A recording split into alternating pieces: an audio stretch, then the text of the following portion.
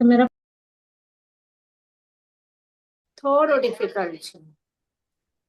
તો ગુણસ્થાન એટલે શું? આપણે એના જે નામ આપ્યું છે એના ઉપરથી જ આપણને ખ્યાલ આવે કે ગુણોનું સ્થાન તે ગુણસ્થાન. કે આત્મામાં અનંત ગુણો છે, પણ હમણાં એ ગુણો શું? કર્મના આવરણથી આવરાયેલા છે. પણ એ જ્યારે આત્માનો ક્રમિક વિકાસ થાય, આત્મા પોતાની સાધના કરે, આત્મકલ્યાણના પંથે આગળ વધે, તો એ ગુણોનો જેમ જેમ વિકાસ થતો જાય એમ એમ એ ગુણો પ્રગટતા જાય. અને એ જે એનો આધ્યાત્મિક વિકાસની આખી યાત્રા છે, એ યાત્રા શાસ્ત્રમાં આ ગુણસ્થાનક દ્વારા ટોટલ 14 ગુણસ્થાનક દ્વારા વર્ણયેલી છે. એટલે આપણે કહી શકીએ કે એક સીડી છે, કે સૌથી નીચલા ભૂમિકા હોય કે જ્યારે હમણાં ટોટલ સંસારમાં એનો રચો પચ્યો છે, અને ત્યારથી એનો આસ્તે આસ્તે આધ્યાત્મિક વિકાસ થતા થતા સમ્યક દર્શન પ્રાપ્ત કરે, ત્યાંથી વ્રતધારી શ્રાવક બને, પંચમહાવ્રતધારી સાધુ બને, અને ત્યાંથી આગળ આગળ ભૂમિકા એની જતા જતા એ બધા કષાયોનો ક્ષય કરી કેવળ જ્ઞાન કેવળ દર્શન પ્રાપ્ત કરે, અને પછી અંતે શું કરે? બધા 8 કર્મનો ક્ષય કરી કેવળ જ્ઞાન કેવળ દર્શન પ્રાપ્ત કરી, 4 ઘાતી કર્મનો ક્ષય કરી, અને અંતે 8 કર્મનો ક્ષય કરી અને શું થાય? એ સિદ્ધ ગતિ પ્રાપ્ત કરે. તો આ જે આખી એની આત્માની વિકાસની આખી જે યાત્રા છે, એ યાત્રા અહીં આ ગુણસ્થાનક દ્વારા બતાવેલી છે. 14 ગુણસ્થાનક અહીંયા આપેલા છે. હું એક વખત પાછી એમના નામ બોલી જાઉં છું. પ્રથમ છે મિથ્યાત્વ ગુણસ્થાનક, છે સાસ્વાદન ગુણસ્થાનક, મિશ્ર ગુણસ્થાનક, અવિરતિ સમ્યક દ્રષ્ટિ ગુણસ્થાન, દેશવૃત્તિ ગુણસ્થાન, સર્વવૃત્તિ પ્રમત્ત ગુણસ્થાન, પ્રમત્ત સંયત ગુણસ્થાન, અપ્રમત્ત સંયત ગુણસ્થાન, અપૂર્વકરણ ગુણસ્થાન, અનિવૃત્તિકરણ ગુણસ્થાન, સૂક્ષ્મ સંપરાય ગુણસ્થાન, ઉપશાંત મોહ ગુણસ્થાન, ક્ષીણ મોહ ગુણસ્થાન, સયોગી કેવલી, અને છેલ્લો અયોગી કેવલી ગુણસ્થાન. તો આવી રીતે આ 14 ગુણસ્થાનકની યાત્રા બતાવેલી છે. હવે એમાં આપણે જસ્ટ આ રિવાઇન્ડ કરીએ છીએ કે સૌથી પ્રથમ જે પ્રથમ ગુણસ્થાન કોને કહેલું છે? મિથ્યાત્વ ગુણસ્થાન. મિથ્યાત્વ ગુણસ્થાન કે મિથ્યા દ્રષ્ટિ, જે લોકો મિથ્યા દ્રષ્ટિ છે એમની જે ભૂમિકા છે એ સૌથી પ્રથમ ગુણસ્થાનક કીધેલું છે. અને અહીંયા મિથ્યા દ્રષ્ટિ એટલે શું? કે વસ્તુ તત્વના યથાર્થ જ્ઞાનનો અભાવ. એટલે કે જે વસ્તુ જેવી છે એને એ પ્રમાણે ન સમજતા એને એ વિપરીત ભાસી, એટલે કે અશુદ્ધ માન્યતા હોય એ વસ્તુ સંબંધી, એ યથાર્થ જ્ઞાનનો અભાવ હોય, એ આ મિથ્યાત્વ ગુણસ્થાનક છે. અને એનું કારણ શું? કે આપણે ખબર છે આત્મામાં અનંત ગુણો રહેલા છે, પણ એ ગુણો પણ આપણે પહેલા જોયું હોય તે અનંત બધા કર્મોનું આવરણ આવી ગયું છે, એથી એ ગુણો પ્રગટ ન થાય. અને એ ગુણો ઉપર જે કર્મોનું આવરણ છે એમાં સૌથી મુખ્ય કર્મનું આવરણ કયું છે? સૌથી મુખ્ય કર્મ કયો છે? મિથ્યાત્વનું. મિથ્યાત્વ કર્મનું નામ છે જ્ઞાનાવરણીય. સૌથી મુખ્ય કર્મ કયો છે? જ્ઞાનાવરણીય કર્મ. મોહનીય કર્મ. બરાબર, મોહનીય કર્મ. સૌથી 4 ઘાતી કર્મમાં આપણે કહીએ કે 8 કર્મમાં સૌથી મુખ્ય કર્મ છે મોહનીય કર્મ. અને એ મોહનીય કર્મનું આવરણ સૌથી પ્રબળ હોય. જ્યારે એ ક્ષય પામતું જાય, એટલે એ નિર્બળ થતું જાય, તો ઓટોમેટિકલી બીજા 3 ઘાતી કર્મો છે. કયા બીજા 3 ઘાતી કર્મ છે? હવે બોલો તમે. જ્ઞાનાવરણીય, દર્શનાવરણીય, મોહનીય અને અંતરાય. મોહનીય તો આપણે બોલ્યા, હા. અંતરાય. વેદની અઘાતી કર્મ છે. હા અંતરાય. તો આ જે કર્મો છે એ પણ ઓટોમેટિકલી નબળા પડતા જાય. અને જ્યારે મોહનીય કર્મનું આવરણ દૂર થાય છે તો બીજા કર્મોનું આવરણ પણ દૂર થાય છે. અને આ મોહનીય કર્મના બે ભેદ છે. આપણે લાસ્ટ ટાઈમ બધું કરેલું છે, હું રિવાઇઝ કરી રહી છું. કયા બે ભેદ છે તમે લોકો જ કહો. હવે પલ્લવીબેન ને તો સમતાબેન, મોહનીય કર્મના કયા બે ભેદ છે? કારણ આપણે અહીંયા અશુદ્ધ માન્યતા શેનાથી છે એ આપણે ફાઇન્ડ આઉટ કરવાનું છે. તો મોહનીય કર્મના કયા બે ભેદ છે? દર્શન મોહનીય અને બીજું પલ્લવબેન તમે બોલો. રડે છે ને બેબી છે ખોળામાં, એક મિનિટ. દર્શન મોનિયા અને પણ તમને ખ્યાલ રહેવો જોઈએ. આ બહુ ઇમ્પોર્ટન્ટ છે. ઠીક છે સમતાબેન, તમને આવડે તો તમે બોલો. હર્ષ, મોહનીય કર્મના કયા બે ભેદ છે? એક બરાબર બોલ્યા, દર્શન મોહનીય, જે વધારે ઇમ્પોર્ટન્ટ છે. જે આપણી અશુદ્ધ માન્યતા છે એ શેના લીધે છે? આ દર્શન મોહનીયના ચારિત્ર લીધે. મોહનીય. ચારિત્ર મોહન, ચારિત્ર મોહનીય. ચારિત્ર મોહનીય, બરાબર. તો આ મેન છે દર્શન મોહનીય, કે એના લીધે આ અશુદ્ધ માન્યતા છે. શું અશુદ્ધ માન્યતા છે? કે જે આપણે કહીએ કે છે નવ તત્વ છે, જે સર્વજ્ઞ પરમાત્માએ આપણે કીધા છે. નવ તત્વ યાદ છે? મેં લાસ્ટ ટાઈમ પણ બોલાવ્યા હતા તમને. બોલો કયા કયા છે? પલ્લવીબેન હાણા બિઝી હશે, પણ થોડોક બીજા હર્ષ કે સમતાબેન કે તમે થોડું વાંચો. ખાલી હું એક એક વખત બોલીશ તો યાદ નહીં રહે તમને. જીવ અજીવ, હા, પુણ્ય પાપ, રાઈટ. બંધ સંવર, બંધ તો પછી આવશે. પેલા આશ્રવ, કર્મોનો આશ્રવ થાય. આશ્રવ, સંવર, નિર્જરા, બંધ અને મોક્ષ. બરાબર. સમતાબેન ને તમે પણ યાદ રાખો. આપણે લાસ્ટ ટાઈમ પણ કર્યું છે.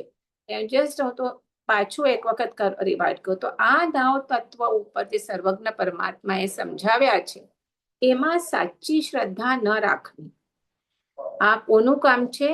દર્શન મોહનીય, જેનું કામ છે અશુદ્ધ માન્યતા. પછી અર્યંત પરમાત્માનું જે ગુણાત્મક સ્વરૂપ છે, અર્યંત પરમાત્મા કેવા છે? વિતરાગ છે, સર્વજ્ઞ છે, બરાબર છે. આ જે એમના ગુણો છે એ જેનું આવા વિતરાગ ન હોય, સર્વજ્ઞ ન હોય, એને દેવ તરીકે પૂજવા. તો આ અશુદ્ધ માન્યતા છે. પછી ધર્મ, એમણે જે પ્રરૂપેલો ધર્મ છે અહિંસા વગેરે, સત્ય, એવો નહીં, પણ હિંસાદી પ્રવૃત્તિ વાળો જે ધર્મ હોય એને ધર્મ માનવો. જેમ કે હવે યજ્ઞ વગેરે આ કરે હિન્દુ ધર્મમાં, તો એમાં શું થાય? હિંસા થાય યજ્ઞમાં. તો એને ધર્મ માનીને કરવો. આ બધું શું છે? સર્વજ્ઞ પરમાત્માએ જે કીધેલું છે એમાં તમારી સાચી શ્રદ્ધા નથી. જો સાચી શ્રદ્ધા હોય તો તમે કહો કે આ ધર્મ નથી, જે પરમાત્માએ પ્રરૂપેલો છે એ જ ધર્મ છે. તો આ બધી છે એ શું છે? આ બધા મિથ્યા દ્રષ્ટિ છે. તો આપણે કહીએ ભાઈ અમે તો આવું કઈ નથી, અમને પ્રોપર શ્રદ્ધા છે. નવ તત્વ પર પણ શ્રદ્ધા છે, અર્યંત પરમાત્મા પર પણ શ્રદ્ધા છે, અર્યંત પરમાત્મા પ્રરૂપેલા ધર્મ પણ શ્રદ્ધા છે. સાચી વાત છે, સારી વાત છે. પણ સૌથી ઇમ્પોર્ટન્ટ છે પછી કે આપણે આ શરીરને હું માનીએ છીએ. જ્યારે આ શરીર શું છે? જડ પૂતગલથી બનેલું છે. અને એને આપણે હું માનીએ છીએ એ સૌથી મુખ્ય શું છે? અશુદ્ધ માન્યતા છે. એટલે જ્યારે હું એટલે જે અંદર આત્મ તત્વ છે, જે આપણે કહીએ કે આ માણસ મૃત્યુ પામ્યો છે તો આપણે ખબર છે કે આત્મ તત્વ નીકળી ગયું છે, એને હું માનવું, શ્રદ્ધવું અને એને અનુભવ કરવું. પણ એ જ્યાં સુધી નથી, એ અનુભવ નથી, ત્યાં સુધી આપણે બધા મિથ્યા દ્રષ્ટિ ગુણસ્થાનકમાં છીએ. તો આ આપણે આ ડિટેલમાં બધું સમજ્યા હતા, આ મિથ્યા દ્રષ્ટિ ગુણસ્થાનક, બરાબર. અને એના પછી મેં ડાયરેક્ટ આપણે આવ્યા હતા ચોથા સમ્યક દ્રષ્ટિ ગુણ સ્થાનક ઉપર કે આ દર્શન મોહનીય કર્મના લીધે આ થઈ રહ્યું છે, પણ જે જીવો આ દર્શન મોહનીય કર્મનો કાં ક્ષય કરે અથવા તો ઉપશમ કરે ને નબળો પાડે અને એમની આ જે નવ તત્વ છે એમાં સાચી શ્રદ્ધા ધરાવે, જિનેશ્વર ભગવાને જે કહ્યું તે સાચું જ છે. કહીને જમ જમ જીણે ધમ ધમ તમ તમ તમ જમ જમ જીણે એમ તમ તમ ધમ્મ સવ ફલમ હોય, જે જિનેશ્વર ભગવાને કીધું છે એ સાચું જ છે એવી દ્રઢ શ્રદ્ધા ધરાવે, બરાબર છે. અને સૌથી સાચું કે આ દેહથી પર એવા ચૈતન્ય તત્વનો, આત્મ તત્વનો અનુભવ કરે અને જ્યારે એ ભૂમિકાએ જીવ પહોંચે ત્યારે એ સમ્યક દ્રષ્ટિ કહેવાય છે. એટલે આ ચોથું ગુણસ્થાનક છે સમ્યક દ્રષ્ટિ ગુણસ્થાનક, એ પણ આપણે જોયું. હું વધારે ડિટેલમાં નથી જતી. એટલું યાદ રાખજો કે આ જે છે આ ગુણસ્થાનકમાં જે ચોથું ગુણસ્થાનક એ સૌથી ઇમ્પોર્ટન્ટ ગુણસ્થાનક છે. ત્યાં કષાયો, આપણે કષાયોના 4 પ્રકાર જોયા હતા. કયા કયા? હવે આ બોલો તમે. એટલે આ પ્રત્યાખ્યાન, અપ્રત્યાખ્યાન, હા, પણ લાઈનસર બોલો. અનંતાનુબંધી, પ્રત્યાખ્યાન, અપ્રત્યાખ્યાન, અનંતાનુબંધી પછી અપ્રત્યાખ્યાન વરણ, પછી પ્રત્યાખ્યાન વરણ અને પછી સંજ્વલન. એટલે કષાયમાં ક્રોધ, માન, માયા, લોભ બધું જ આવી જશે. તો હવે આ જ્યારે આ અનંતાનુબંધી કષાયનો કાં ઉપશમ થાય, કાં ક્ષયોપશમ થાય, કાં ક્ષય થાય, ત્યારે શું થાય? આ આપણે કહીએ તો ત્યારે આ સમ્યક દર્શન પ્રાપ્ત થાય, બરાબર છે. અને અવિરતિ સમ્ય એ પણ મેં સમજાવ્યું હતું. તો હવે બીજું અને ત્રીજું એ તો જ્યારે 11 ગણ ગુણસ્થાનકથી નીચે પડે ત્યારની આ અવસ્થા છે. એટલે ઇટ્સ નોટ સો ઇમ્પોર્ટન્ટ. એટલે હવે એનું હું રિવાઇઝ નથી કરતી. નોટ્સ તો તમને મેં મોકલાવી જ છે, પાછું એક વખત રિવાઇઝ કરી લેજો. હવે આપણે અહીંયા સુધી આપણે પત્યું હતું, બરાબર. 5મું 9તું થયું આપણું. 5મું 6ઠું 9તું કર્યું ને? 5મું 6ઠું નથી કર્યું. દેશવૃત્તિ અને સર્વવિરતિ. હા, તો હવે 5મું છે દેશવૃત્તિ ગુણસ્થાનક અને 6ઠું છે સર્વવિરતિ પ્રમત્ત સંયત ગુણસ્થાનક. હવે અહીંયા વિરતિ, આ જો ચોથા ગુણસ્થાનમાં છે ને અવિરતિ સમ્યક દ્રષ્ટિ કીધું છે. વિરતિ એટલે વ્રત ગ્રહણ કરવા અને અવિરતિ એટલે કોઈ પણ વ્રત ગ્રહણ ન કરવા. એટલે અહીંયા માન્યતા શુદ્ધ થઈ છે, પણ હજી ચારિત્ર મોહ પર કામ નથી થયું. ઓફકોર્સ વધારે ઇમ્પોર્ટન્ટ છે શુદ્ધ માન્યતા કરવાની. કારણ એ થઈ જાય, સમ્યક દર્શન પ્રાપ્ત થઈ જાય તો તમારું મોક્ષ, જે અનંત કાળથી આપણે એક ભાવમાંથી, એક ગતિમાંથી બીજા ગતિમાં ફરી રહ્યા છીએ, એ ભાવ ભ્રમણ ત્યાં અટકે છે. પછી અમુક તમારા લિમિટેડ ટાઈમ જ તમારું આ ભાવ ભ્રમણ રહે છે અને પછી તમારી કેટલી સાધના, હવે એના પ્રમાણે મોક્ષ પ્રાપ્ત થઈ શકે. 3 ભાવમાં, 15 ભાવમાં કે વધારે ને વધારે અર્ધ પૂતગલ પરાવર્તનમાં પણ મોક્ષ નક્કી થઈ જાય છે. So that is very important. પણ હવે આપણને આગળ વધવું છે તો વ્રત ચારિત્ર મોહનીયનો પણ ક્ષય કરવાનો છે. એના માટે વ્રત ગ્રહણ કરવા જોઈએ, જે આ ચોથા ગુણસ્થાનક વાળામાં નથી હોતું. એટલે દેવો પણ સમ્યક દ્રષ્ટિ હોઈ શકે. આપણે ખબર છે કે દેવો એક પણ વ્રત, નવકારસી જેટલું પણ વ્રત ગ્રહણ નથી કરી શકતા. એટલે શું કીધું છે અહીંયા? ચોથા ગુણસ્થાનકને અવિરત સમ્યક દ્રષ્ટિ કીધું છે. હવે 5મું છે એ આવ્યું દેશ વિરતિ ગુણસ્થાનક.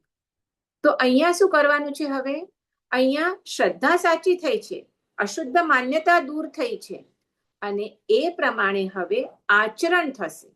એટલે એ પ્રમાણે એ ચારિત્ર મોહનું થોડો થોડો શું કરશે? એને નિર્બળ બનાવતા જશે. કારણ આગળ વધવું છે ચોથા ગુણસ્થાનકથી. તો એના માટે શું કરવાનું છે? હવે પાપથી બધાથી છૂટશે, એટલે પાપોને ન કરે. નહીં, 1 મિનિટ. સૌથી પહેલા વ્રત ગ્રહણ કરવાના છે. જે મેં કીધું કે આપણે ચોથા ગુણસ્થાનકમાં કોઈ વ્રત નથી ગ્રહણ કરતા, પણ જ્યારે પાંચમા ગુણસ્થાનક એ શું કીધું છે? દેશવિરતિ ગુણસ્થાનક. એટલે વ્રત ગ્રહણ કરશે, પણ કેવી રીતે? દેશથી, એટલે અંશથી. સંપૂર્ણ વ્રત ગ્રહણ નહીં કરે. સંપૂર્ણ વ્રત ગ્રહણ ક્યારે કરશે? જ્યારે સર્વવિરતિ આપણે જ્યારે કરીએ છીએ, સાધુમાં આવશે ત્યારે. પણ બધા જણનું તો પોસિબલ ના હોય. એટલે દેશવિરતિ એટલે અંશથી ગુણસ્થાનક કરશે. એટલે અમુક અંશે પાપ કર્મથી નિવૃત્ત થવું. સર્વ અંશે હજી એટલો પુરુષાર્થ નથી કર્યો, પણ અમુક અંશે થોડા પ્રમાણમાં. અને કયા પાપ છે? મેન 5 પાપ. કયા? બોલો. પ્રાણાતિપાત, ખાલી 5 પાપના નામ બોલી જાઓ. એટલે હિંસા, હિંસા, અસત્ય, ચોરી, મૈથુન અને પરિગ્રહ. આ મેન 5 પાપ છે. તો એનાથી અંશથી નિવૃત્ત થવું જ્યારે શ્રાવક વ્રત ગ્રહણ કરે છે ત્યારે. તો એ ત્યારે શું આવે છે? દેશવિરતિ ગુણસ્થાનક આવે છે. આપણે જોઈએ કયા કયા વ્રત છે, એટલે જેમને ખ્યાલ ન હોય એમને પણ આવી જાય ખ્યાલ. તો આપણે સાધુ છે એ તો સંપૂર્ણ વ્રત ગ્રહણ કરે, પણ જે આપણે શ્રાવક છીએ અને એ જરૂર નથી કે 5 વ્રત પણ ગ્રહણ કરે. એને જેટલી એનો પોતાનું વીર્ય સ્ફુરી શકે એ પ્રમાણે કરે. તો કયા કયા વ્રત છે? આપણે જે 12 વ્રત છે એમ તો આપણે જોઈએ તો પહેલા 5 અણુવ્રત, પછી 3 ગુણવ્રત અને 4 શિક્ષા વ્રત. ટોટલ 12 વ્રતો છે, જે એને શું કહે છે? પાપથી, એને અંશથી એને રોકે છે, પાપ કર્મથી. તો સૌથી પહેલું કયું છે? હિંસા એટલે સ્થૂલ પ્રાણાતિપાત વીરમણ વ્રત.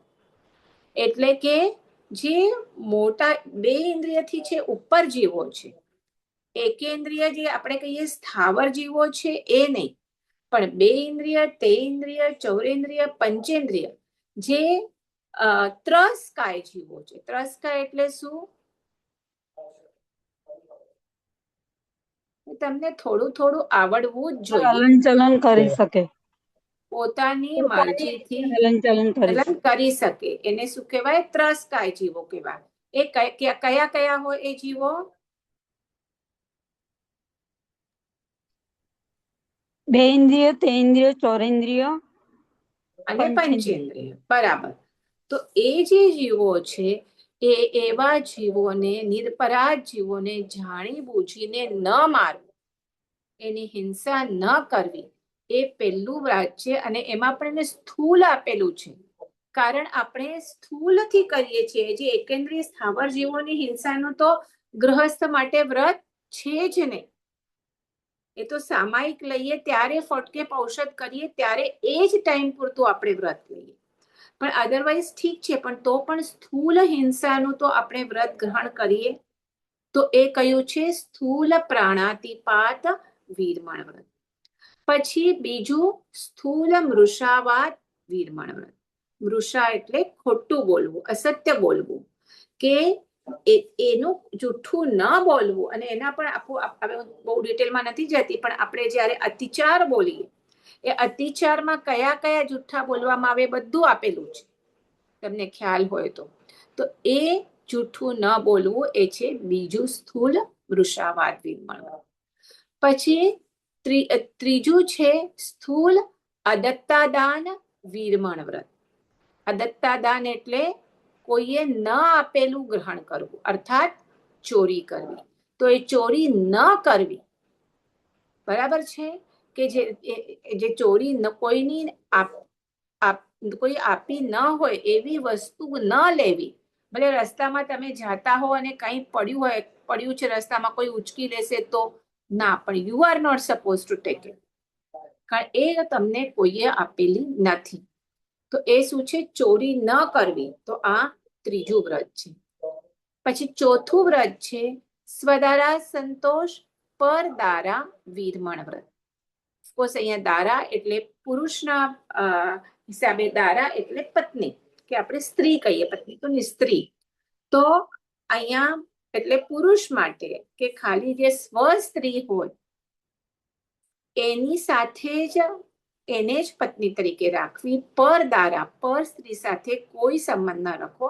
આપણા માટે સ્ત્રીના બદલે પુરુષ આવે, લેડીઝ માટે. બરાબર છે? એટલે પર સ્ત્રી સાથે કોઈ સંબંધ ન રાખવો એ છે આ મૈથુન વિરમણ વ્રત. અને પાંચમું છે પરિગ્રહ પરિમાણ વ્રત.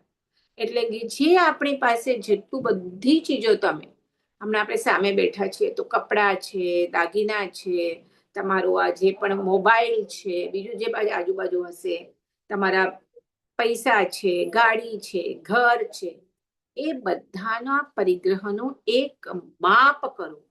એ માપથી વધારે ભેગું ન કરવું કે મને આજે 20 જોડીથી વધારે કપડાં રાખવા નથી. બરાબર છે? પછી એવી જ રીતે તમે કોઈ ચપ્પલ લો. આપણા લેડીઝ પાસે જ બહુ બધું હોય ને, બહુ બધી ચપ્પલ્સ હોય, પર્સીસ હોય, મેચિંગ હોય. પુરુષો પાસે પૈસા સંપત્તિ કે આટલા લાખ કે આટલા કરોડ રૂપિયાથી વધારે સપોઝ મળ્યા પણ પુણ્યનો ઉદય છે, દાન કરી દેવું, પણ એનાથી વધારે પોતે ન રાખવું. તો આ શું છે? ધન, મિલકત વગેરે પરિગ્રહનું વ્રત એ છે પરિગ્રહ પરિમાણ વ્રત. તો આવી રીતે તમે મુખ્યથી આ 5 વ્રત તમે ગ્રહણ કરો. કયામાં? આ દેશ વ્યક્તિમાં. હવે આગળ પણ આપણે સમજી લઈએ. મેં એમ પણ આ અલગ ટોપિક લીધેલો નથી, તો અહીંયા આપણે જોઈ લઈએ. તો આ થયા 5 અણુવ્રત. એની રક્ષા માટે 3 ગુણવ્રત કીધેલા છે. કયા છે? દિશા પરિમાણ વ્રત, ભોગોપભોગ વિરમણ વ્રત, અને 8મું છે અનર્થ દંડ વિરમણ વ્રત. તો દિશા પરિમાણ એટલે જેમ આપણે પરિગ્રહનું પરિમાણ કર્યું કે મને આટલી વસ્તુથી વધારે ન જોઈએ, એવી જ રીતે હું આ દિશામાં ઉપર, નીચે, પૂર્વ, પશ્ચિમ, ઉત્તર, દક્ષિણ બધી જ દિશા, જો તો વાયવ્ય, નૈઋત્ય ને એ પણ પકડો તો 10 દિશા થશે. કે હું આ દિશામાં 10 કિલોમીટર, 100 કિલોમીટર, 200 કિલોમીટરથી વધારે નહીં. આપણે ખબર જ છે કે આપણે અબ્રોડ નથી જવાના હમણાં, તો લઈ લો ને 1 વર્ષ માટેનું વ્રત. એટલે હું જસ્ટ કહું છું તમને કેવી રીતે લેવાય. ઉપર આપણે ખબર છે કે પ્લેન જાય એના કરતા ઉપર તો નથી જ જવાના. તો અનંત આકાશ છે, લોકાકાશ ને અલોકાકાશ. તો આપણે એનાથી વધારે તો જવાના જ નથી. નીચે સબમરીનથી નીચે તો આપણે જવાના જ નથી. તો એટલું તમે વ્રત, બેઝિકલી વ્રતમાં આવો. વ્રત ઇઝ વેરી ઇમ્પોર્ટન્ટ. તમે તમારી કહું છું ને, આજુબાજુ તમારું ફેન્સ થઈ જાય. તો વ્રત ગ્રહણ કરવું એ બહુ ઇમ્પોર્ટન્ટ છે. તો આ શું છે? દિશા પરિમાણ વ્રત. પછી ભોગોપભોગ વ્રત, ભોગ અને ઉપભોગ, આમાં 2 વસ્તુ આવે. કે જે આપણે વસ્તુઓ એક વખત વાપરી અને એટલે એક જ વખત વાપરી શકીએ, બીજી વખત એ ભોગવી ન શકીએ. કઈ વસ્તુ છે એમાં? કે એક જ વખત વાપરી શકીએ, બીજી વખત એનો ભોગ ન કરી શકીએ. ખાવા પીવાની. હા, જે આપણું ખાવાનું જે પણ છે, ફૂલ છે, અત્તર છે, એ બધું શું છે? એ ભોગ કહેવાય. અને જે વારંવાર ભોગવી શકાય, કપડાં છે, દાગીના છે, ચપ્પલ છે, એ ઉપભોગ. તો એનું પણ પરિમાણ કરવું કે ભાઈ આ બંને નિયમ કરવો કે દરરોજ આના કરતા વધારે ચીજો ખાવી પડે. રોજનું તમે ઘણા દ્રવ્ય કરતા હોય, એ તો 5 ને 7 ને એવા દ્રવ્ય કરે. આપણાથી એટલા ન થાય તો 20-30 દ્રવ્યો તો કરો તમે, કે એના કરતા વધારે હું દ્રવ્ય નહીં વાપરું. હવે એમાં રોજના નિયમ પણ લે છે. 14 નિયમ જે કે છે, બરાબર છે? 14 નિયમ આખા આપેલા છે. સચિત, દવ્વ, વિગઈ, આટલી વિગઈ કઈનો ત્યાગ, ઘણી બધી ચીજો છે એમાં. કેટલા કપડાં પહેરો એનું છે, કેટલા વખત નાવું, કેટલા ચપ્પલ પહેરવા, કેટલા વાહનમાં બેસવું, બ્રહ્મચર્ય આજે પાળવું કે ન પાળવું, પછી કયા વિગયનો ત્યાગ કરવો, કેટલા અનાજ કેટલું વાપરવું, એ બધા એક એક ચીજો 14 નિયમ છે. રોજ આમ તો દિવસમાં 2 વખત સવારના અને રાતના લેવાના હોય છે. તો એ આ શું થયું? ભોગોપભોગ વ્રત. અને પછી અનર્થ દંડ વિરમણ વ્રત. આ શું છે? 3 ગુણવ્રત છે, જે આ 5 અણુવ્રતને સપોર્ટ કરવા વાળા છે. અનર્થ દંડ વિરુદ્ધ નથી. એટલે અનર્થ દંડ, એમાં પહેલા આવે અર્થ દંડ. અર્થ એટલે જેનું પ્રયોજન છે એને અર્થ કહેવાય. કે પ્રયોજનથી તમે આ હિંસા કરી રહ્યા છો. જેમ કે તમે રસોઈ કરવા જાઓ, ગેસ પેટાવો, પાણી કરો તો ગેસ પેટાવો, દેવકાયના જીવનો હિંસા થશે. પાણી લેશો તો આપકાયના જીવનો હિંસા થશે. પણ એ તમને કરવું જ પડે, રસોઈ કરવી છે એટલે એ પાપ તો લાગશે, પણ એ અર્થદંડ છે, પ્રયોજન પૂર્વકનું છે. જ્યારે આપણે ઘણી બધી વસ્તુઓ એવી કરતા હોય છે કે જેનું પ્રયોજન નથી, થોડું અવેરનેસ રાખો તો એ તમે પાપથી બચી શકો છો. એક્ઝામ્પલ કહું તમને સિમ્પલ, હમણાં હું અહીંયા રૂમમાં બેઠી છું તો લાઈટ ચાલુ છે, પંખો ચાલુ છે, પણ આપણે ખબર હોય કે આપણા છોકરાઓની આદત એવું હોય છે કે રૂમમાંથી બહાર જાય તો લાઈટ પંખા એમ જ ચાલુ પડ્યા હોય. મને ખબર નથી, મારી પોતાની દીકરી તો આવી જ છે, આટલી મોટી છે સ્ટીલ. પછી તમે બાથરૂમમાં જાઓ, બ્રશ કરવા માટે નળ ચાલુ કરો, બરાબર છે. તમે જ્યાં સુધી બ્રશ કરતા રહો ત્યાં સુધી તમે જુઓ ઘણા જણનું નળ પાણી ચાલુ જ પડ્યું હોય. હવે તમને ખાલી આમથી આમ કરવાનું છે તો નળ બંધ થઈ જશે. તમારું બ્રશ ઘસાઈ જાય દાંત, પછી કોગળા કરવા માટે તમે ચાલુ કરો. તો આ પેલું તમારું બરાબર છે. હમણાં લાઈટ પંખા તમે બેઠા છો રૂમમાં, તમે બ્રશ કરવા માટે બ્રશ કીધું ત્યારે બરાબર છે, પણ કામ વગર તમે વધારે જે કરો એ અનર્થ દંડ કહેવાય. આ તો બહુ સિમ્પલ વાત છે, પણ એના કરતા વધારે આપણે કહીએ તો સ્વિમિંગ કરવા જઈએ, પછી વરસાદમાં ધોધમાં નાહવા જઈએ, આપણે ક્યાં ફરવા જઈએ ત્યાં એકદમ ગ્રીન ગ્રાસ હોય એના ઉપર તમે ચાલવા લાગો, અનનેસેસરી ગોસિપ્સ કરીએ, જે રાજકથા, સ્ત્રી કથા જે આપણે કહીએ, બહુ બધી ચીજો છે. પછી આપણે બધા આ ડ્રામા જોઈએ, બધા જે બધું પણ કરી એ બધું, અને એમાં એટલા એકરૂપ થઈ જઈએ તો આ બધું અનર્થ દંડ વીરમણ વ્રત છે. તો આ બધાના તમે નિયમ લઈ શકો છો. કમ્પ્લીટ બંધ ના કરવા હોય તો અમુક પણ બંધ કરી શકો કે ભાઈ મને વરસમાં પિક્ચરનો બહુ શોખ છે તમને, પણ પિક્ચરમાં જે તમારા, તમે કોઈ પિક્ચરથી શું પાપ લાગે, પણ તમે જે એટલા એકમેક થઈ જાઓ છો, તમારા આખા પરિણામ એ પ્રમાણે થઈ જાય છે. તો તમે એવી રીતે લઈ શકો કે ભાઈ મને વરસમાં 4 મૂવીઝથી વધારે ના જોવા, 2 મૂવીથી તમે કમ્પ્લીટ બંધ નથી કરી શકતા, તો એવી રીતે પણ તમે વ્રત લઈ શકો છો. તો આવી રીતે આ ઘણા બધા તમે જો શાંતિથી વિચાર કરો તો કેટલા બધા અનર્થ દંડથી આપણે બચી શકીએ. તો આ 3 થયા ગુણવ્રત. અને હવે 4 છે શિક્ષા વ્રત. શિક્ષા એટલે અહીંયા શિક્ષા એટલે પનિશમેન્ટ નહીં, પણ અભ્યાસ, પ્રેક્ટિસ. આપણનો ફાઇનલ ગોલ છે મોક્ષ પ્રાપ્તિ કરવાનું. એના માટે સર્વવિરતિ ઇઝ મસ્ટ. અહીંયા આપણે દેશવિરતિ ચાલી રહી છે, અંશથી વ્રત ગ્રહણ કરવાની વાત ચાલી રહી છે. સર્વવિરતિ એટલે કમ્પ્લીટ સંસારનો ત્યાગ. પણ એના માટે એ જે સાધુ જીવન છે એની પ્રેક્ટિસ માટે પરમાત્માએ બહુ જ સરસ આપણે એક અનુષ્ઠાન બતાવેલું છે, જે છે સામાયિક. સામાયિક સમ પ્લસ આય પ્લસ એક. સમ એટલે સમતા ભાવ, ઇક્વેનિમિટી. તો જે અનુષ્ઠાનથી તમે ઇક્વેનિમિટી, સમભાવમાં રહી શકો, એ અનુષ્ઠાન છે સામાયિક. અને એટ ધ સેમ ટાઈમ એ સામાયિકના ટાઈમમાં તમે કોઈ પણ જીવની મન, વચન, કાયાથી હિંસા કરો નહીં કે કરાવો નહીં. તો આ જે અનુષ્ઠાન આ સાધુ માટે આ જાવજીવનો છે, એટલે ફૂલ લાઈફ ટાઈમનો આ વ્રત છે. ટુ બી ઇન સંભાવ and not to kill any enemy, any જીવ.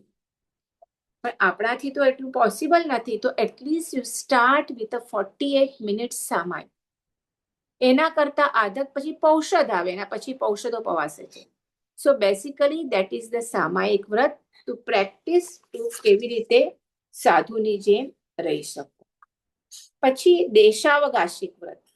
આ હવે દેશાવકાશિક એક રીતે આમ પણ થઈ શકે કે જે તમે દિક પરિમાણ એટલે કે દિશા પરિમાણનું વ્રત લીધું છે ગુણવ્રતમાં, 6થું વ્રત, એને એ દિવસ પ્રમાણે તમે આ તમે વરસ માટે લઈ લીધું, તો રોજનું તમે દિશા કરો કે આજે મને આ દિશામાં આના કરતા વધારે નથી જવું, આટલા કરતા ઉપર નથી જવું. તમને સવારના તમને ખ્યાલ તો હોય તો એ પ્રમાણે તમે કરી શકો. અને બીજી રીતે પણ આ કરેલું છે કે કંઈક આ રોજ એ દિવસે કંઈક 8 થી 10 સામાયિક કરવા અને એકાદશનું કરવું ને એવી રીતે પણ કંઈક આ વ્રત આપેલું છે. તો આ દેશાવકાશી વ્રત. અને ત્રીજું છે પૌષધોપવાસ વ્રત, જે મેં કીધું આ સાધુના જીવનનો અભ્યાસ કરવા માટે જે તમે 48 મિનિટનો સામાયિક કરો છો, એવી રીતે ઉપાશ્રયમાં જ્યાં સાધુ એટલે ગુરુ મહારાજ બિરાજેલા હોય ત્યાં જઈને 1 દિવસ અને રાત્ર સાધુની જેમ રહે. ખાસ કરીને આ પર્યુષણ કે પર્વતીર્થીએ લોકો કરતા હોય છે. ઉપવાસ કરો અને બધા આરંભ સમારંભનો ત્યાગ, ટોટલ બ્રહ્મચર્ય, ટોટલ આરંભ સમારંભ ઉપવાસ પણ કમ્પ્લીટ આવે, અને આ સચ્ચિતનો ત્યાગ અને પડી રહેણ વગેરે જેમ સાધુ કરતા હોય એ જ પ્રમાણે રહેવું, એ છે પૌષધ વ્રત. અને છેલ્લે છે અતિથિ સંવિભાગ વ્રત. હવે જ્યારે તમે પૌષધ કર્યો છે આ રાત દિવસનો, અને એ દિવસે ઉપવાસ પણ હોય તમારો, તો એનો ઉપવાસ વ્રત કરેલો હોય તો બીજે દિવસે શું કરવાનું? એકાદશનું કરવાનું. આ અતિથિ સંવિભાગ વ્રત હોય તો તમે પાલન કરી શકો છો. અને એ પણ એકાદશનું કેવી રીતે કરવાનું કે તમારા ઘરે ગુરુ મહારાજ બોરાવા આવે અને પછી એ જે ચીજો બોરાવે એ ચીજથી એકાદશનું કરવાનું. અને ગુરુ મહારાજનો જોગ ન હોય તો પછી કોઈ શ્રાવક શ્રાવિકાને સાધર્મિકને જમાડી અને પછી એકાદશનું કરવું. તે આ અતિથિ સંવિભાગ વ્રત. આપણે બહુ ડિટેલમાં નથી લીધું, પણ આઈ હોપ કે તમને મેઇન એની કન્સેપ્ટ તો બધાની સમજાઈ ગઈ છે. તો આપણું અહીંયા જે ગુણસ્થાનક છે દેશ વૃત્તિ ગુણસ્થાનક, એટલે હવે ચોથા ગુણસ્થાનકમાં સમ્યક દર્શન પ્રાપ્ત થયું છે, પણ ચારિત્ર મોહનીય પણ આપણને ક્ષય એટલે નબળો કરવાનો છે, જે આ વ્રત ગ્રહણથી થઈ શકે. અને તમે ડાયરેક્ટ સર્વવૃત્તિમાં જુઓ, ઇટ્સ ડિફિકલ્ટ.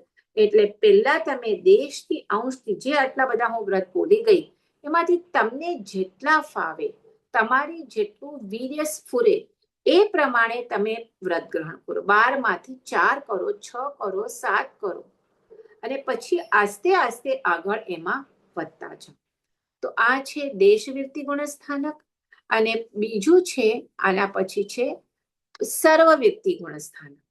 સર્વવૃત્તિ ગુણસ્થાનક એટલે અહીંયા સર્વ પ્રકારે વૃત્તિમાં સંપૂર્ણ વૃત્તિ આવે, સંપૂર્ણ હિંસાનો ત્યાગ કરે. આપણે ખબર છે સાધુ કેમ લાઈટ પંખા નથી યુઝ કરતા? બોલો. સંપૂર્ણ હિંસાનો ત્યાગ કરે છે. સંપૂર્ણ હિંસાનો ત્યાગ કરે છે ચારિત્ર લીધું છે. આપણે ચારિત્ર લીધું છે, પણ શું ચારિત્ર લીધું છે એટલે શું કર્યું છે? વાવકાયના જીવોની હિંસાથી બચવા. ખાલી વાવકાય જીવો? બધા જીવો બધા એટલે એકેન્દ્રિયથી કરીને પંચેન્દ્રિય આપણે બે ઇન્દ્રિયથી પંચેન્દ્રિય તો આપણે શ્રાવક પણ લઈએ છીએ. સાધુનું શું એક્સ્ટ્રા થયું? એકેન્દ્રિયથી બધા જીવો. તો એકેન્દ્રિયમાં કયા કયા જીવો આવે? એકેન્દ્રિયમાં વાહુકાય, દેવકાય, વાવકાય, વનસ્પતિકાય. બરાબર. આ બધા જીવો શેમાં આવે? એકેન્દ્રિયમાં આવે. એ બધા જીવાનો હિંસાનો ત્યાગ આ શું છે? આ સર્વવૃત્તિ ગુણસ્થાન. એટલે જે આપણે ઓલામાં કહીએ કે સ્થૂલ પ્રાણાતિપાત વિરમણ વ્રત, શેમાં? દેશવૃત્તિમાં. જ્યારે અહીંયા આવશે સર્વથા પ્રાણાતિપાત વિરમણ વ્રત, સર્વથા મૃષાવાદ વિરમણ વ્રત, સર્વથા અદત્તાદાન વિરમણ વ્રત, સર્વથા મૈથુન વિરમણ વ્રત. ત્યાં આવ્યું છે કે ખાલી સ્વદારા માટે, પરદારાને તમને નથી ભોગવવાની, પણ ઓનલી સ્વદારાને. પણ એમાંય પછી તમે આગળ વધી શકો. બ્રહ્મચર્ય તમે મહિનામાં 1 દિવસ, પર્વતિથિએ, એવી રીતે તમે આગળ વધી શકો. અને એમ આગળ વધતા વધતા જ્યારે સાધુ હોય ત્યારે સર્વથા મૈથુન વિરમણ અને સર્વથા પરિગ્રહ વિરમણ. ધન સંપત્તિ, કપડા, દાગીના, ગાડી, પૈસા એ સાધુ રાખે નહીં. એમના જે 4 જોડી સફેદ કપડાં હોય એ, એમના શાસ્ત્ર, એમનો ગોછો એટલે ચરવલો જે પણ કહો એ, એમની પથારીનું જે પતલું કપડું હોય એ, એટલું જ એ રાખે. અને દિગંબર સાધુ તો મોરપીંછ અને કમંડલ, મોરપીંછ જીવદયા માટે અને કમંડલ શુદ્ધિ માટે, એ છોડીને કશું ના રાખે. અહીંયા તો એમના ગોચરી માટે જે પાત્રા હોય એ રાખે. એવું તો કરકમલમાં એ લોકો શું કરે, એક જ ટાઈમ વાપરે છે. તો આ થયું સર્વવીરતી વિરમણ વ્રત. તો એ જ્યારે આ સર્વવીરતી આવે ત્યારે કયું ગુણસ્થાનક કહેવાય? કે સર્વવીરતી ગુણસ્થાનક. પણ એમાં હજુ એક આ છે વર્ડ છે સર્વવીરતી પ્રમત્ત ગુણસ્થાનક. પ્રમત્ત એટલે પ્રમાદ, જે પ્રમાદ સહિત છે, હજી એમનામાં પ્રમાદ રહેલો છે, એટલે એમનું સર્વવીરતી પ્રમત્ત ગુણસ્થાનક નામ આપેલું છે. એટલે જ્યારે વ્રતધારી ગૃહસ્થો હોય એ વધારે ને વધારે 5મા ગુણસ્થાનક સુધી પહોંચી શકે, અને જે સર્વવીરતી છે એ વધારે ને વધારે 6ઠ્ઠા ગુણસ્થાનક સુધી. ના, 6ઠ્ઠા અને 7મા બે હમણાં આ કાળમાં. સર્વવીરતી પછી આગળ વધી શકે, પણ દેશવીરતી 5મા ગુણસ્થાનક સુધી પહોંચે ત્યાં આવે ત્યારે અપ્રત્યાખ્યાન વરણ કશાય નષ્ટ થઈ જાય. સર્વવીરતીમાં પ્રત્યાખ્યાન વરણ કશાય પણ નષ્ટ થઈ જાય. તો અહીંયા આવે આપણે આ રીતે 2 ગુણસ્થાનક જોયા. 5મું દેશવૃત્તિ ગુણસ્થાનક અને 6ઠ્ઠું સર્વવીરતી પ્રમત્ત સંયત ગુણસ્થાનક. હવે આવે 7મું અપ્રમત્ત સંયત ગુણસ્થાનક. સંયત એટલે શું? સાધુ. આપણે જોયું સંયત એટલે સાધુ, પ્રમત્ત એટલે પ્રમાદથી યુક્ત. પણ અહીંયા આવે શું છે? અપ્રમત્ત સંયત એટલે જે પ્રમાદથી મુક્ત છે, ત્યાં યુક્ત હતો, હવે પ્રમાદથી જે મુક્ત છે એ સમ્યક દ્રષ્ટિ જીવનું આ ગુણસ્થાનક છે અપ્રમત્ત સંયત. સંયત એટલે સાધુ, જેમાં સાધુ પ્રમાદ રહિત છે. બરાબર છે? તો આવી રીતે આ છે 7મું ગુણસ્થાન. હવે 7મા 6ઠ્ઠું ગુણસ્થાનકમાં શું છે? એને સંસાર ત્યાગેલો છે, પોતાની સાધના ચાલુ કરી છે, અને એ સાધના ચાલુ કરતા કરતા જ્યારે આત્મકલ્યાણના વિકાસના પંથે એ આગળ વધે છે, ત્યારે એ પોતાના પુરુષાર્થથી 7મા ગુણસ્થાનકે પહોંચે છે. અહીંયા પ્રમાદ રહેતો નથી. પરંતુ આ 7મું ગુણસ્થાનક એવું છે કે થોડો ટાઈમ સુધી એ 7મા ગુણસ્થાનકમાં રહી શકે, પાછો એ નીચે 6ઠ્ઠા ગુણસ્થાનકમાં આવી જાય. પાછો પોતાનું વીર્ય ફોરવે, ઓફકોર્સ ધ્યાન એ ટાઈમ વીર્ય ફોરવે, અપ્રમત્ત દશા આવે તો 7મા ગુણસ્થાનકમાં પહોંચે. પાછી ત્યાંથી જો પ્રમત્ત દશા થઈ જાય 5મા 6ઠ્ઠા ગુણસ્થાનકે આવે. તો આવી રીતે આ 7મું અને 6ઠ્ઠું ગુણસ્થાનક એવું છે કે 6ઠ્ઠાથી 7મા, 7માથી 6ઠ્ઠા એ કન્ટિન્યુઅસ આવી રીતે ઝૂલતો રહે. એટલે અહીંયા એક એક્ઝામ્પલ આપ્યું છે કે સપોઝ યુદ્ધ છે, તો યુદ્ધમાં ઘણી વખત એવું થાય કે લડવૈયો સામ સામે લડતા હોય, તો ક્યારે એક સાઈડની સેના કે એક લડવૈયો એકદમ જોરદાર સામે ઉપર આક્રમણ કરે, આગળ જાય, એને ઓલા જે સામેવાળા જે સૈનિકો છે એને એકદમ પાછળ કરી નાખે. પરંતુ થોડી વારમાં પાછળ જે સામેવાળા સૈનિકો એટલા જોરથી એના ઉપર આવે કે એ પાછળ થઈ જાય. પાછો એ પોતાનું વીર્ય ફોરવીને આગળ આવે લડવા માટે. એટલે એ જેવી રીતે આગળ પાછળ થાય, એવી રીતે આ પ્રમત્ત સંયત ગુણસ્થાનક અને એટલે સર્વવ્યક્તિ જે છે, સાધુ છે, સંયત છે, એ થોડી વાર પ્રમાદ સહિત હોય, પાછું પુરુષાર્થ કરીને અપ્રમત્ત દશામાં આવે એટલે 7મા ગુણસ્થાનકમાં આવે, ત્યાં રહે, થોડી વાર પછી પાછું એ પ્રમત્ત સંયતમાં જાય. તો આવી રીતે આ 6ઠ્ઠા અને 7મા ગુણસ્થાનકમાં આ જીવ શું કરતો હોય? જે સર્વવ્યક્તિ હોય અને જે પોતાના આત્મકલ્યાણ માટે પુરુષાર્થ કરતો હોય, એ આવી રીતે ઉપર નીચે ઝૂલ્યા કરે. આપણે હું તમને એક્ઝામ્પલ સમજાવવા કહું એકચ્યુઅલી તો સમ્યક દર્શન એટલે શું? કે તમારા આત્માનો અનુભવ કરવો. અને આ આખી યાત્રા છે ને, એ આમ તો 48 મિનિટ્સની અંતર્મુહૂર્તની છે, કે એ ધ્યાનસ્થ હોય એ સમ્યક દૃષ્ટિ પ્રાપ્ત થઈ ગયું, સર્વવૃત્તિ પણ પ્રાપ્ત થઈ ગઈ, અને પછી એ પોતાના આત્માના ધ્યાનમાં મગ્ન હોય અને પોતાના આત્માનો જ્યારે અનુભવ કરતો હોય, આત્માના ધ્યાન સ્વરૂપ સાથે સ્વરૂપાનુસંધાન કહેવાય, એટલે જે આત્માનું સ્વરૂપ છે એની સાથે જ્યારે પોતે એટલો પુરુષાર્થ કરીને વીર્ય ફોરવે કે પોતાના આત્મા સાથે અનુસંધાન કરેલું છે, તો ત્યારે એ અપ્રમત્તા અવસ્થા કહેવાય અને ત્યારે એ 7મા ગુણસ્થાન કહેવાય. પણ ત્યાંથી કન્ટિન્યુઅસ તો જો 48 મિનિટ્સ કન્ટિન્યુઅસ રહ્યો તો એને કેવળ જ્ઞાન દર્શન થઈ ગયું, પણ રહી નથી શકતો એટલી વાર, એટલે પાછો એ ધ્યાન અવસ્થામાંથી પોતાના આત્મ સ્વરૂપ બહાર નીકળે છે, એટલે ત્યારે પ્રમત્ત સંયત 6થા ગુણસ્થાનકમાં થઈ જાય. પણ પાછું એને એક ધ્યાનમાં કે ના, મને તો એ અવસ્થામાં કન્ટિન્યુઅસ 48 મિનિટ મને તો કેવળ જ્ઞાન પ્રાપ્ત કરવું છે, તો આઈ હેવ ટુ એ જે શુદ્ધાત્માની અવસ્થા છે ત્યાં સ્થિર રહેવું છે મને, એટલે એના માટે પાછો પુરુષાર્થ કરે અને એ આત્માનુભવ કરે. જેટલી વાર આત્માનુભવમાં હોય, સ્થિર હોય, એ 7મા ગુણસ્થાનકમાં હોય, એમાંથી બહાર નીકળે 6થા પદ. તો આવી રીતે 6થા 7મા પદ આ સાધુ પોતાનામાં એ ઝૂલતા હોય છે. હવે છે 8મું અપૂર્વકરણ ગુણસ્થાન. હવે નામ ઉપરથી તમને ખ્યાલ આવશે. અપૂર્વકરણ, અપૂર્વ એટલે પૂર્વે ક્યારે પણ ન થયા હોય એવા અધ્યવસાય, એવા અધ્યવસાય એટલે એવા પરિણામ. આ જ્યારે 7મા ગુણસ્થાનકે પોતાના આત્મા સાથે અનુસંધાન કરતો હોય, પોતાના આત્મ સ્વરૂપના ઝૂલતો હોય, ત્યારે એવા એના ભાવ પરિણામ ઉચ્ચ અધ્યવસાય થાય અને એવો એ અપ્રમત્તપણે આ સાધનામાં આગળ વધે કે ત્યારે આત્મામાં એવા અપૂર્વ પરિણામ જાગે. અપૂર્વ એટલે જે પૂર્વે ક્યારે પણ જાગ્યા ન હોય એવા વિશુદ્ધ અધ્યવસાયો અહીંયા થાય છે.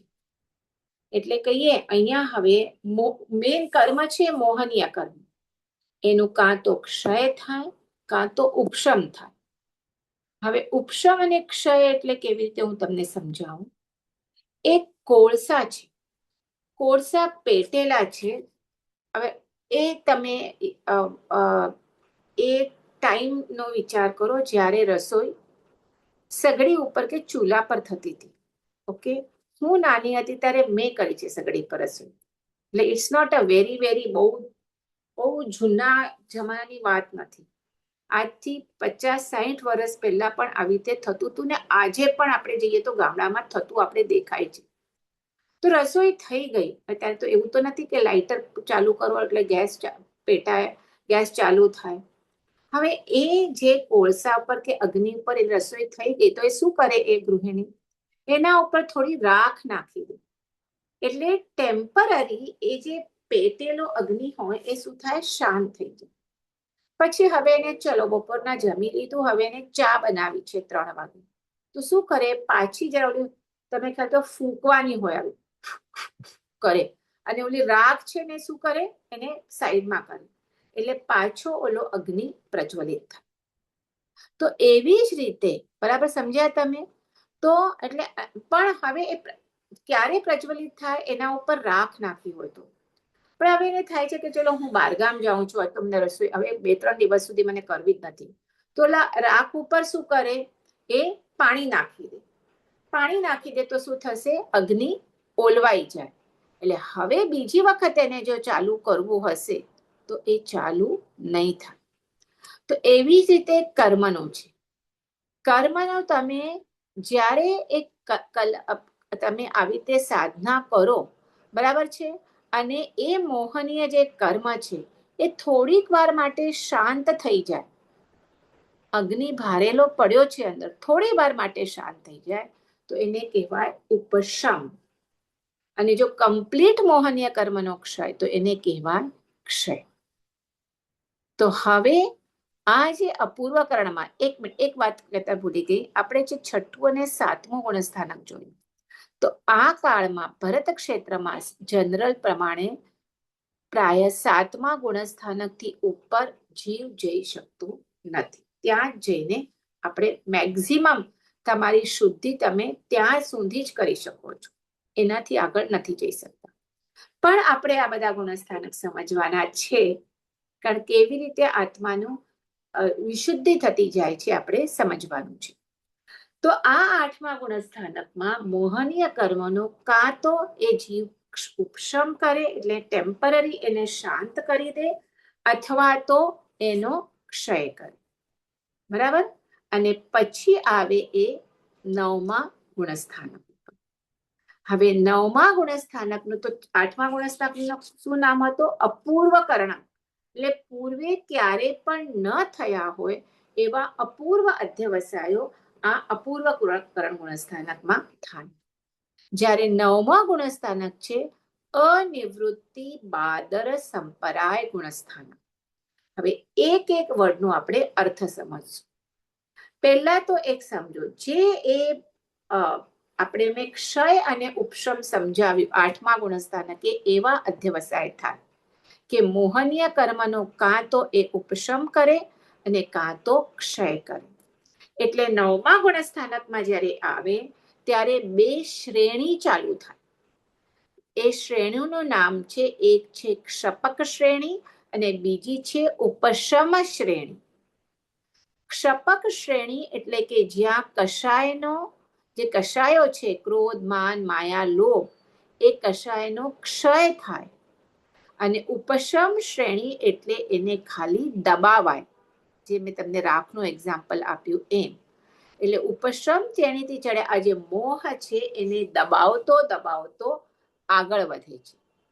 આગળ વધે છે અને એ પહોંચે છે 11મા ગુણસ્થાનકે.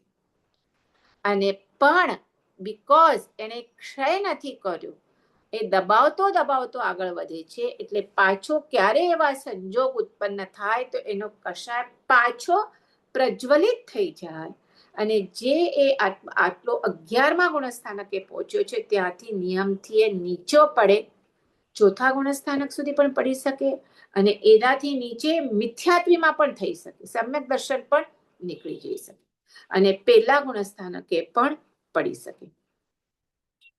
તો આ એનું છે. પણ જો એ ક્ષય ન કર્યું, આઈ મીન ઉપશમ ન કર્યું હોય ને ક્ષય કરતા આગળ વધશે તો એ 9માંથી 10મા અને 10માંથી 12મા અને આગળ આગળ જ 13મા 14મા સુધી પહોંચી શકશે. તો આપણે પહેલા તો આ અનિવૃત્તિ બાદર સંપ્રાય શું છે એ આપણે એક વર્ડથી સમજીએ. પછી તમને આ વર્ડ ઉપરથી તમને એ ગુણસ્થાનકનો ખ્યાલ આવશે. તો અનિવૃત્તિ એટલે પહેલો વર્ડ છે અનિવૃત્તિ.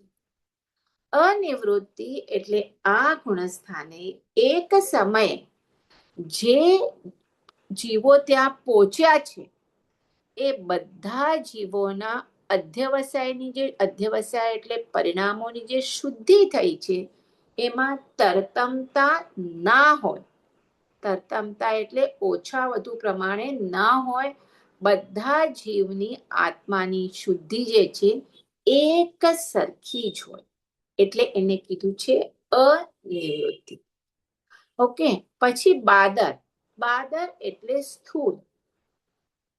2 ટાઈપના કષાય છે, એક સૂક્ષ્મ અને સ્થૂળ. આપણે વૃત્તિમાં પણ જોયું, આપણે દેશ વૃત્તિમાં સ્થૂળ રીતે તમે વ્રત ગ્રહણ કરો છો અને અહીંયા સ્થૂળ નથી. તો અહીંયા એવી જ રીતે અહીંયા બાદર એટલે સ્થૂળ અને સંપરાય એટલે કષા. એટલે અહીંયા શું છે, આ ગુણસ્થાનકમાં સ્થૂળ કષાયો હોય છે એનો ક્ષય અથવા તો ઉપશમ થયેલો છે. શેનો? બાદર કષાય અથવા તો સ્થૂળ કષાયનો ઉપશમ થયો છે.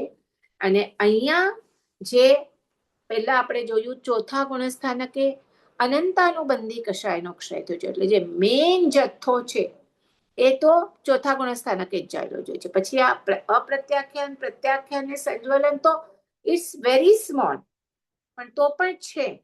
તો દેશ વૃત્તિમાં અપ્રત્યાખ્યાન વર્ણ કષાયનો ક્ષય થાય છે, દેશ વૃત્તિ ગુણસ્થાનકમાં પહોંચે ત્યારે. પછી 6થે ગુણસ્થાનકે પહોંચે ત્યારે પ્રત્યાખ્યાન વર્ણ કષાયનો પણ ક્ષય થાય છે. તો હવે બાકી હતા સંજ્વલન કષાય. સંજ્વલન કષાયમાં કોણ આવશે? સંજ્વલન ક્રોધ, સંજ્વલન માન, સંજ્વલન માયા અને સંજ્વલન લોભ. તો અહીંયા જ્યારે 9મા ગુણસ્થાનકના અંતે અનંતાનુબંધી કશાય તો ક્ષય થઈ ગયો છે ચોથા ગુણસ્થાનકે. 5મા ગુણસ્થાનકે દેશવ્યતિ ગુણસ્થાનકે અપ્રત્યાખ્યાન વરણ કશાય ક્ષય થઈ ગયા છે. 6ઠા સર્વવ્યતિ ગુણસ્થાનકમાં પ્રત્યાખ્યાન વરણ કશાયો પણ ક્ષય થઈ ગયા છે. બાકી રહ્યા હવે સંજ્વલન કષાય. તો હવે 9મા ગુણસ્થાનકના અંતે સંજ્વલન કષાય કેટલા છે ટોટલ? ખાલી સંજ્વલન પૂછું છું. કેટલા છે સંજ્વલન? 4. કયા? ક્રોધ, માન, માયા, લોભ. સંજ્વલન સાથે બોલો. સંજ્વલન, લોભ, સંજ્વલન, માયા, સંજ્વલન, ક્રોધ, માન, માયા, લોભ. તો આમાંથી 9મા ગુણસ્થાનકને અંતે સંજ્વલન ક્રોધ, સંજ્વલન માન અને સંજ્વલન માયા આ ત્રણેય કશાય નાશ થશે. રહેશે બાકી ખાલી સંજ્વલન લોભ કશાય. ખ્યાલ આવ્યો? તો એ ક્યારે થશે? સંજ્વલન લોભ કસાય ત્યાંથી 9મા ગુણસ્થાનકથી જો એ ક્ષય કરીને ઉપર આવ્યો હશે, કષાયોનો ક્ષય થશે, તો શું થશે? 9મા ગુણસ્થાનકે બાદર કષાયનો ક્ષય થાય અને આનું 10મા ગુણસ્થાનકનું નામ છે સૂક્ષ્મ સંપ્રાય ગુણસ્થાનક. 9મા ગુણસ્થાનક બાદર કષાય ક્ષય થાય ને હવે જે સૂક્ષ્મ લોભ બાકી છે, અત્યંત સૂક્ષ્મ લોભ, બધા કષાયો ક્ષય થઈ ગયા છે, કેવળ સૂક્ષ્મ સંજ્વલન લોભ બાકી છે. એ સૂક્ષ્મ લોભ કષાયનું પણ આ સૂક્ષ્મ સંપ્રાય ગુણસ્થાનક જે 10મું ગુણસ્થાનક છે ત્યાં કાં તો એ ક્ષય પામે છે અથવા તો ઉપશમ એટલે દબાવી દે છે. મોહને ક્ષય કર્યો નથી, ધ્યાન રાખજો. 10મા સુધી નોટ નેસેસરી કે ક્ષય કરે. આઈધર આ ઉપર ઉપર વધે છે ક્ષય કરીને બેસ્ટ, પણ એમ જ જો વધતો હોય તો દબાવીને વધે છે. પણ હમણાં રાઈટ નાવ આત્મા સર્વ કષાયોથી મુક્ત થઈ ગયો છે, આઈધર ક્ષય ઓર ઉપશમ. એટલે આપણને એકદમ શાંત ભાવમાં પાસે છે. તો આવી રીતે આપણે 10 ગુણસ્થાનક આજે કમ્પ્લીટ કર્યા. આગળના 4 ગુણસ્થાનક આવતા ગુરુવારના જોશું. જીનાજ્ઞા વિરુદ્ધ બોલાયું હોય તો મિચ્છામિ દુક્કડમ. અને હું તમને પાછું રિપીટ કરું છું, આ હું હમણાં બોલી ગઈ, તમને સમજાયું હશે, આઈ હોપ સો. ન સમજાયું હોય તો તમે પાછી નોટ્સ વાંચો, નહીં તો જ્યારે 1-2 દિવસમાં મારો દીકરો મૂકશે પાછું આના ઉપર ત્યારે I recommend you to listen the whole. આજનો જે આપણો ક્લાસ છે એનું પાછું સાંભળજો. આ હવે દેશવિધિ હજી સમજ પડશે, પણ એના પછીના ગુણસ્થાનક છે એ જલ્દી તમને સમજ નહીં આવે. કારણ તમને હું આપણે સાદું પણ 9 તત્વ છે આ છે પૂછું છું, એ પણ તમને યાદ નથી, બધા ભૂલી ગયા છો. તો પ્લીઝ થોડું રિવાઇઝ કરો. અને આનું ગુણસ્થાનકનું જો તો રિવાઇઝ નહીં કરશો તો ટોટલ કાંઈ જ યાદ નહીં રહેતા. પણ આ તમે જો આગળ તમને કોઈ પણ ચીજનો અભ્યાસ કરવો હોય તો ગુણસ્થાનકના માધ્યમથી સમજાવે. કારણ ગુણસ્થાનક એટલે તમને ખ્યાલ આવે કે આપણી આત્માની વિકાસની ભૂમિકા કેટલી છે. બરાબર છે? અને એના માટે આ ગુણસ્થાનક સમજવા બહુ જ જરૂરી છે. So again repeating, please read or listen this ક્લાસનો જે છે પાછું સાંભળજો. જેને આપણે બોલાયો હતો મિચ્છામિ દુક્કડમ. આવતા ગુરુવારના આપણે આ જ ટાઈમ. જય જિનેન્દ્ર બધા. જય જિનેન્દ્ર, થેન્ક યુ. જય જિનેન્દ્ર. જય જિનેન્દ્ર. જય જિનેન્દ્ર.